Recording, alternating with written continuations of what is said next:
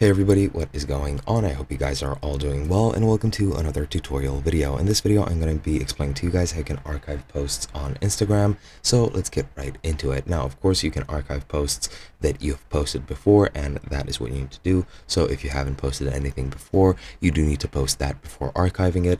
But once you have a post, you can very easily add it to your archive. That is pretty much what you want to do when you want to hide the post from other people, but you want to save it on your Instagram account to maybe reinstate it at a later date. Now, if I go into my account by tapping the bottom right and hitting my profile icon, as you can see, I have a few posts, and I'm going to click on this post right here. And if I tap on the three dots in the top right, as you can see, the third option from the top is archive. And what you're going to want to do is just tap on archive, and that's just going to archive your video, and that is literally, or your post, sorry, and that is literally all you want to do. Now, if you want to take back the archive from the video or the archive status, go into your settings and activity by hitting the three horizontal icons in the top right, then going down until you find your archive, which is under how you use Instagram.